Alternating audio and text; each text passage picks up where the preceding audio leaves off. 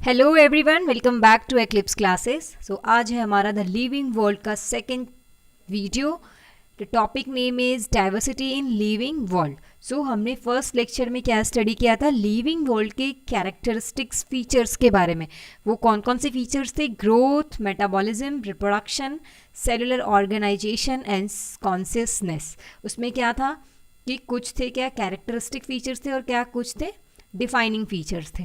ठीक है, तो इसको हमने काफ़ी अच्छे से डिटेल्स में पढ़ा हुआ है फर्स्ट लेक्चर में। ये हमारी है सेकंड लेक्चर। इसका टॉपिक नेम क्या है? Diversity in living world. तो सबसे पहले हम इस डाइवर्सिटी वर्ड का मीनिंग जानते हैं कि डाइवर्सिटी का मतलब क्या होता है। डाइवर्सिटी का मतलब होता है विविधता और विभिन्नता। ठीक है, लाइक डिफरेंट ऑर्गेनिज्म। कहाँ? लिविंग वर्ल्ड में। तो हमने लिविंग वर्ल्ड के बारे में पढ़ना है। इट मीन्स हमें लिविंग थिंग्स लाइक प्लांट और एनिमल जो भी है हमारे इस ऑल ओवर द वर्ल्ड और ऑल ओवर द ये जहाँ भी हमारे धरती पे, अर्थ पे, यूनिवर्स में जितने भी लिविंग ऑर्गेनिज्म है उनकी डाइवर्सिटी के बारे में हमें पढ़ना है। ठीक है, तो जैसे हम अपने चारों ओर देखते हैं, ठीक है, तो डिफरेंट ऑर्गेनिज्म देखते हैं, डिफरेंट प्लांट देखते हैं, डिफरेंट एनिमल्स देखते हैं और कुछ ऐसे माइक्रो ऑर्गेनिज्म देखते हैं जिनको हम नेकेड आई से नहीं देख पाते हैं। ठीक है, वो भी क्या है, हमारी डाइवर्सिटी में आएगी। ठीक है, तो हम एक एक करके सबकी स्टडी करेंगे। अब है हमारा टॉपिक नेम क्या है? Diversity in living world. तो डाइवर्सिटी का मतलब हमें पता चल गया क्या होता है, विभिन्नता और विविधता। किसमें? तो लिविंग ऑर्गेनिज्म में। ठीक है, तो डाइवर्सिटी इन लिविंग वर्ल्ड में क्या हो जाएगा कि existence of different type of organism on earth is called diversity और बायोडाइवर्सिटी। लाइक जितने भी अर्थ पे जो भी है डिफरेंट टाइप के ऑर्गेनिज्म प्रेजेंट है, वो ऑर्गेनिज्म प्लांट हो, एनिमल हो, यूनिसेलुलर हो, मल्टीसेलुलर हो, प्रोकैरियोटिक हो, यूकैरियोटिक हो, वो जितने भी उन जिनकी एग्जिस्टेंस है अर्थ पे वो क्या कहलाती है? बायोडाइवर्सिटी। तो biodiversity is the number and various kind of organism present on earth. Diversity differ from place to place. Like एक प्लेस से दूसरे प्लेस पे क्या होगा, एक जगह से दूसरे जगह डाइवर्सिटी क्या होता है? डिफर करता चलेगा। ठीक है, कुछ प्लांट होगा या कुछ एनिमल्स होते हैं जो कि किसी ऐसे रीजन में प्रेजेंट होंगे और दूसरे रीजन में प्रेजेंट नहीं हो पाती है। So when we explore new areas or even old areas, new species are found. जब भी हम एक्सप्लोर करते हैं, ठीक है, कहीं भी नई जगह या कोई पुरानी जगह जाते हैं तो वहाँ हमें कोई ना कोई नई स्पीसीज देखने को मिल ही जाती है। ठीक है, तो ये थी हमारी डाइवर्सिटी। और बायोडाइवर्सिटी क्या होता है? तो बेसिकली बायोडाइवर्सिटी क्या हुआ? Existence of different type of organism on earth is called diversity और बायोडाइवर्सिटी। ओके, अब है हमारा एक है अकॉर्डिंग टू IUCN। IUCN क्या होता है? International union for conservation of nature. International union for conservation of nature, इसको बोलते हैं अंतर्राष्ट्रीय प्रकृति संरक्षण संघ।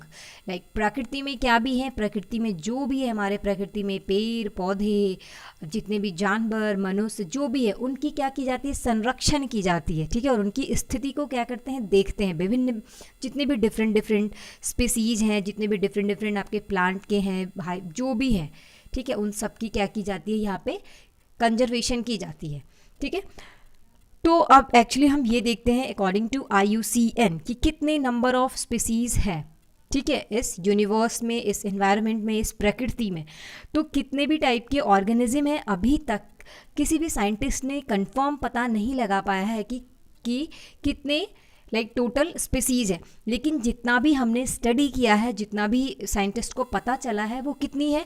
Total number of known species है 1.7 to 1.8 मिलियन।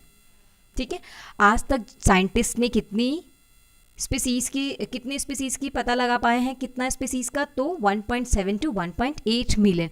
इसमें से एनिमल प्रजाति कितनी है? एनिमल स्पीसीज कितनी है? 1.2 मिलियन। ठीक है, प्लांट स्पीसीज कितनी है?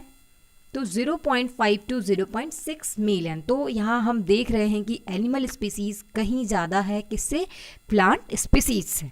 ठीक है, फिर भी हम अभी भी क्या करते हैं? इतने सारे स्पीसीज को भी इंडिविजुअली स्टडी नहीं कर पाते हैं। ये अगर नोन भी हैं फिर भी क्या करते हैं कि हम इतने सारे स्पीसीज को स्टडी नहीं कर पा रहे हैं, क्योंकि पॉसिबल ही नहीं है कि हम हर एक स्पीसीज की अलग अलग को हम पढ़ पाएंगे। अब इसमें से कुछ इंपॉर्टेंट पॉइंट है। Like maximum diversity in animal kingdom, animal में कितने थे 1.2 मिलियन थे, ठीक है, एनिमल स्पीसीज। अब एनिमल किंगडम में जो सबसे क्या है मैक्सिमम डाइवर्सिटी किसकी होती है, तो ऑर्थ्रोपोडा की। जब हम आगे पढ़ेंगे एनिमल किंगडम तो सबसे लार्जेस्ट फाइलम कौन सा होता है, ऑर्थ्रोपोडा। अब प्लांट किंगडम में देखते हैं मैक्सिमम डाइवर्सिटी किसकी होती है, तो एंजियोस्पर्म की। Then fungi, maximum diversity is found in कहाँ होगा, ट्रॉपिकल रेन फॉरेस्ट। ये क्या है, इंपॉर्टेंट है, ठीक है, ये क्वेश्चन में भी आ सकता है आपके। और second maximum diversity is found in coral reef. First में क्या है मैक्सिमम डाइवर्सिटी कहाँ है, tropical rain forest, and second maximum diversity is found in coral reef, ठीक है। ये थी आपकी कुछ बेसिक्स।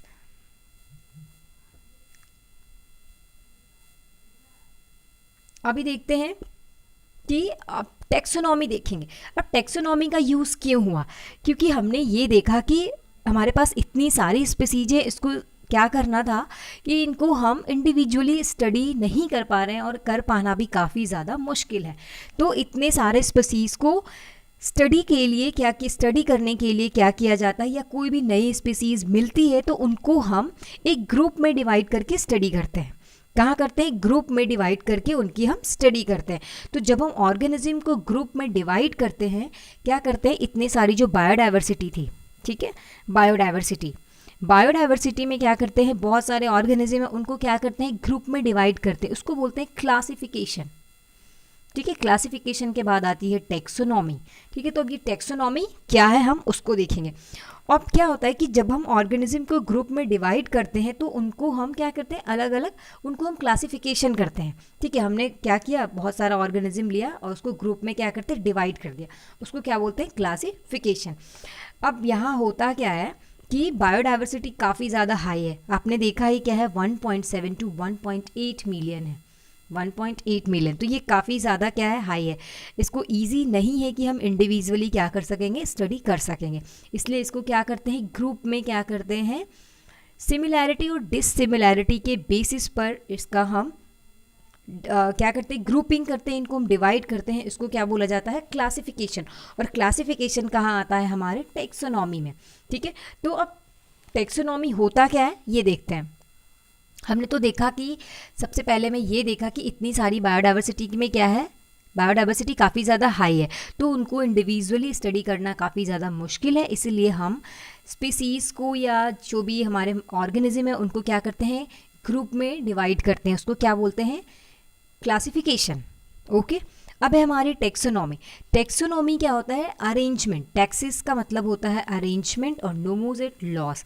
तो taxonomy is the study of principle and procedure of classification. It means वो सारे प्रिंसिपल और प्रोसीजर है टेक्सोनॉमी जिससे हम किसी ऑर्गेनिज्म को क्या करते हैं, कैरेक्टराइज करते हैं, आइडेंटिफाई करते हैं, क्लासिफाई करते हैं और नेमिंग करते हैं, उसका नाम देते हैं। सबसे पहले टेक्सोनॉमी में क्या आ जाएगा, characterisation, identification, classification and nomenclature. Nomenclature वहाँ पर हम क्या देते हैं, नाम देते हैं, उसको क्या बोलते हैं, नॉमेनक्लेचर। तो टेक्सोनॉमी के जो फादर थे वो कौन थे, लीनियस।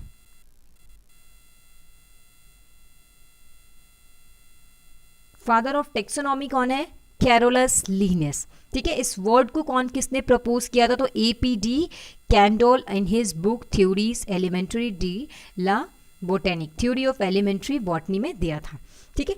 तो अब क्या हो गया, टेक्सोनॉमी, इसीलिए क्या हो गया, बायोडाइवर्सिटी को स्टडी करने के लिए क्लासिफिकेशन करेंगे और क्लासिफिकेशन कहाँ आता है, हमारे टेक्सोनॉमी में। तो टेक्सोनॉमी में क्या क्या आ जाएगा, हमारा कैरेक्टराइजेशन, आइडेंटिफिकेशन, नॉमेनक्लेचर और क्लासिफिकेशन।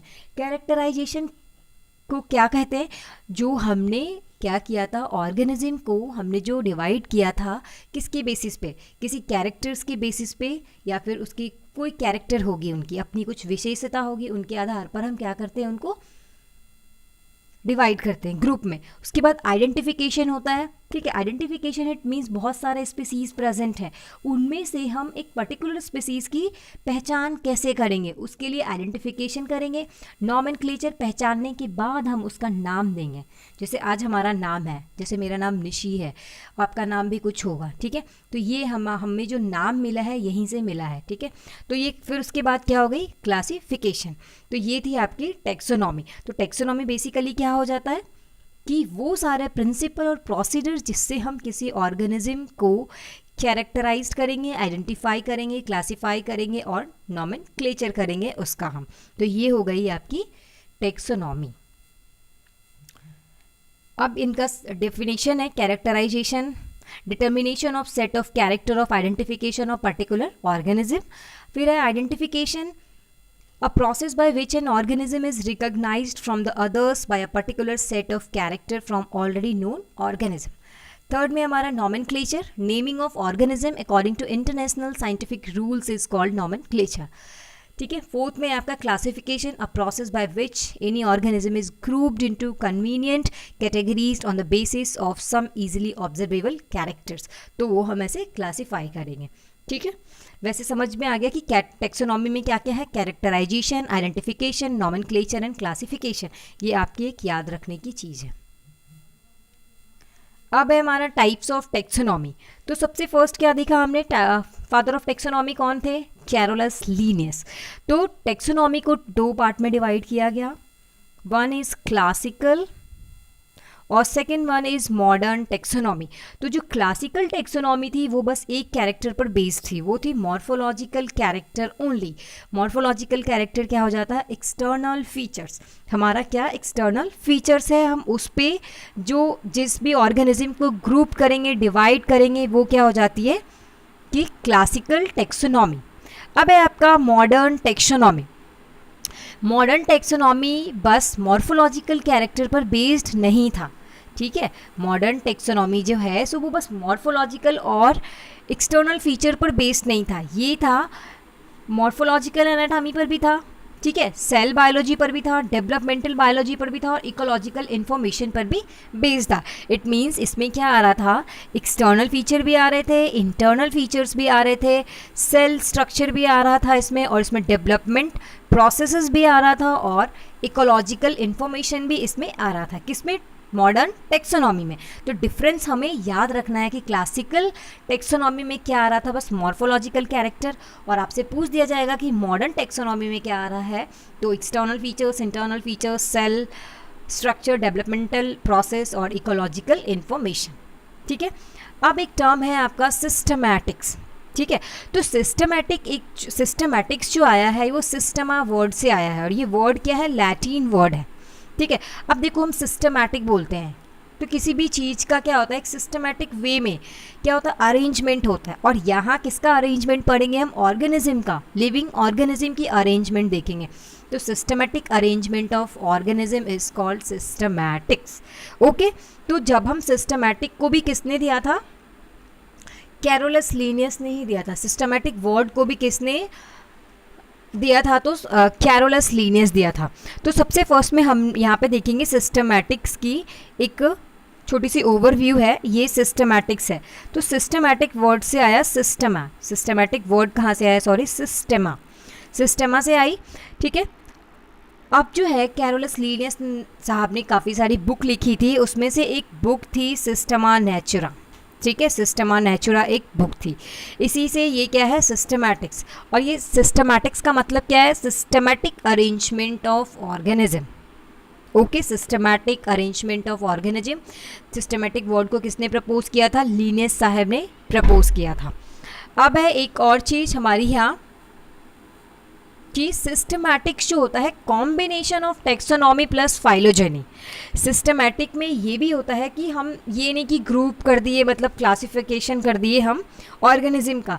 सिस्टमैटिक्स में एक नई चीज़ जुड़ जाती है कि ऑर्गेनिज्म को ग्रुपिंग के साथ साथ जो अलग अलग ऑर्गेनिज्म को हमने ग्रुप किया उसको हम फाइलोजेनेटिक रिलेशनशिप के साथ भी उसको स्टडी करेंगे कि उनका अलग अलग ऑर्गेनिज्म के साथ क्या फाइलोजेनेटिक रिलेशनशिप है। फाइलोजेनेटिक रिलेशन का मतलब होता है इवोल्यूशनरी रिलेशनशिप, और टेक्सोनॉमी का मतलब क्या हो गया, क्लासिफिकेशन। क्लासिफिकेशन हो गया और फाइलोजेनी क्या हो जाता है, इवोल्यूशनरी रिलेशनशिप, इवोल्यूशनरी रिलेशनशिप। तो सिस्टमैटिक्स क्या हो गई आपकी, taxonomy plus phylogeny. It means यहाँ पे सिस्टमैटिक अरेंजमेंट होगी ऑर्गेनिज्म की, किसके साथ, कि उनकी और भी ऑर्गेनिज्म के साथ उनकी क्या इवोल्यूशनरी रिलेशनशिप रही है। तो ये थी आपकी टेक्सोनॉमी। ठीक है, ये कुछ नोट है. It includes description of external morphological characters of plants और living organism, morphological character of root, stem, leaves और फ्लावर्स. ठीक है, तो हमने बेसिक में क्या देखा कि एक बायोडाइवर्सिटी थी. एक बायोडाइवर्सिटी है, बायोडाइवर्सिटी. ठीक है, इसको स्टडी करने के लिए क्या यूज़ करते हैं? क्लासिफिकेशन. ठीक है, क्लासिफिकेशन किस में आता है? टेक्सोनॉमी में आता है. टेक्सोनॉमी, सॉरी लिख नहीं रहा. टेक्सोनॉमी, और टेक्सोनॉमी किस में आ जाता है? टेक्सोनॉमी से भी बड़ा क्या है? सिस्टमैटिक्स. ठीक है, जो कि सिस्टमा वर्ड से आया है, जिसको लीनियस साहब ने क्या दिया था? इसका नाम दिया था. तो ये थी आपकी बायोडाइवर्सिटी. काफ़ी ज़्यादा हाई होती है, इसलिए इसको क्या करते हैं? ग्रुप में हम डिवाइड करके पढ़ेंगे. ओके, अब हमारा यहाँ पर कुछ क्वेश्चंस है. अगर आप इस लेक्चर को ध्यान से देखोगे तो ये क्वेश्चंस कोई बहुत काफ़ी ज़्यादा इजी है. तो लाइक क्वेश्चन में है आपका फर्स्ट, टेक्सोनॉमी रिफर्स टू. तो आप इस सारा ऑप्शन देखो और इसमें आप बताओ, मुझे कमेंट बॉक्स में कमेंट कर सकते हैं आप कौन सा आंसर सही है. Second one is plant nomenclature means. Plant nomenclature का मतलब क्या होता है? नॉमेनक्लेचर आपको पता ही है कि क्या होता है, जहाँ पर हम नेमिंग करते हैं. किसके अनुसार? इंटरनेशनल रूल्स था कुछ. ठीक है, साइंस का कुछ अपना इंटरनेशनल रूल्स था. ठीक है, इतने सारे आपको हिंट्स मिल रहे, तो होपफुली कि आपके क्वेश्चंस गलत नहीं होंगे. अब है हमारा सिस्टमैटिक डील्स विथ. अब सिस्टमैटिक हमने अभी जस्ट पढ़ा है कि सिस्टमैटिक्स में क्या क्या आता है. उसके बाद है फाइलोजेनी रेफर्स टू. फाइलोजेनी क्या रेफर्स करता है? आप भी ये बताओ. जब सिस्टमैटिक में आ रहा था टेक्सोनॉमी प्लस फाइलोजेनिक रिलेशनशिप, तो ये भी ईजी है काफ़ी. एक क्वेश्चन है, a large number of unknown species of plants and animals are believed to be present in. ठीक है, तो लार्ज मैक्सिमम जो थी डाइवर्सिटी कहाँ प्रेजेंट थी? ये भी काफ़ी इजी है, ये पीपीटी में आंसर डायरेक्ट दिया ही हुआ है. Who wrote Systema नेचुरी. ये तो काफ़ी ज़्यादा इजी है. ठीक है, सिस्टमा नेचुरी बुक किन्होंने लिखी थी. ठीक है, आप अपने क्वेश्चन के आंसर को कमेंट बॉक्स में मेंशन कर सकते हैं. Thank you. Hope you guys like this video. Thank you so much.